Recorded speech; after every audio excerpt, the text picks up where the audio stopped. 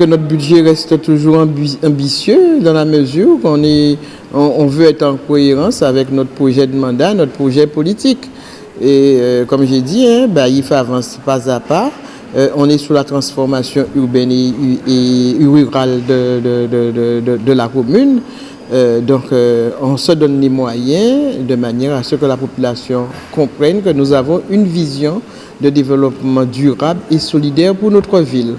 Et c'est pour cela qu'aujourd'hui nous sommes sur un budget de 17 millions d'euros.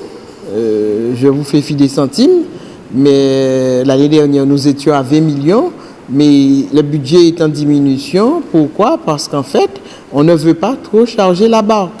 Donc elle est suffisamment pleine déjà, donc il nous faut terminer tous les investissements qui ont démarré et de manière à arriver jusqu'au bout et après de pouvoir repartir. Donc nous avons des projets en cours de réalisation. Nous avons des projets qui vont être achevés, qui vont être livrés, et nous avons aussi de nouvelles études concernant des nouveaux projets. Donc, Baïf se porte bien. Notre trésorerie, je dirais qu'elle est saine. On a un fonds de roulement.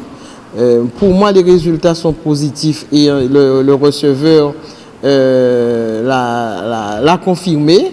Donc, il nous reste aujourd'hui à être prudent, continuer à être prudent, continuer à gérer de manière saine et transparente, mais surtout d'aller vers de plus en plus de partenaires pour que nous émargions davantage sur des subventions que sur nos fonds propres. Et qu'est-ce que je veux dire par là? Je veux dire par là, aujourd'hui, nous sommes sur les dossiers des fonds européens. D'ailleurs, nous attendons les versements, le remboursement de ces fonds, parce que nous avons préfinancé, nous avons déjà payé les travaux, donc nous attendons. Donc si nous allons sur le FEADER, parce qu'on a mis en place une stratégie pour la rénovation de notre voirie communale, c'est pour qu'en parallèle, nous puissions émarger et sur les fonds d'État, fonds européens, pardon, de manière à ce que nous soyons plus sur, nous ayons plus de résultats sur nos routes communales.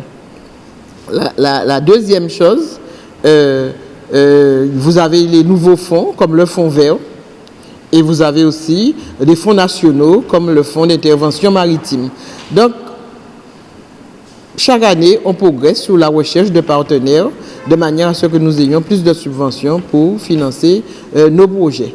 Et surtout, en n'allant pas gréver les poches des contribuables, et ni non plus en faisant des emprunts pour hypothéquer l'avenir des générations futures. Donc, je voudrais que la population retienne bien que nous investissons. Nous sommes à 74% d'investissement, mais nous sommes aussi à 0% d'augmentation d'impôts. Il reste, bien entendu, la dette. 0% d'emprunt. Il reste bien entendu la dette qui reste énorme, mais je voudrais rappeler à la population, ce n'est pas notre dette, ce sont des emprunts que nous remboursons et cela effectivement nous pénalise un peu parce que nous remboursons par année et le capital plus les intérêts d'un montant de 1 million, vous comprenez, c'est beaucoup.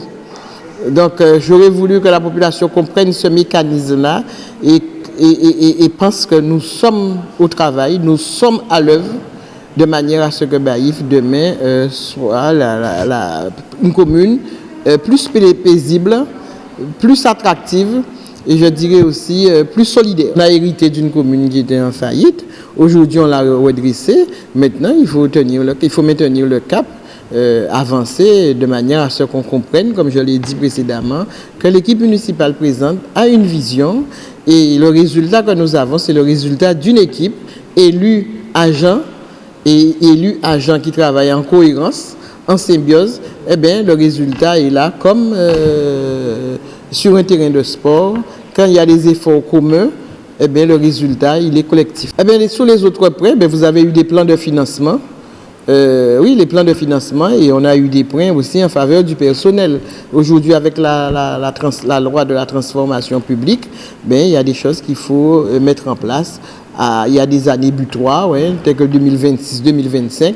Donc nous anticipons de manière aussi à bien émarger sur le budget, parce que quand il y a des dispositions supplémentaires, ça demande aussi des frais supplémentaires, donc il faut prévenir. Eh bien non, il faut que les riverains comprennent qu'il n'y a pas de baguette magique, hein. On travaille progressivement, il fallait travailler avec les marins pêcheurs, eux qu'ils voient déjà quel outil, et qu'après, qu'on signe avec eux une convention de bon usage, parce que ce sont le travail de maire aussi, c'est de gérer le patrimoine de la collectivité. Donc on ne peut pas laisser du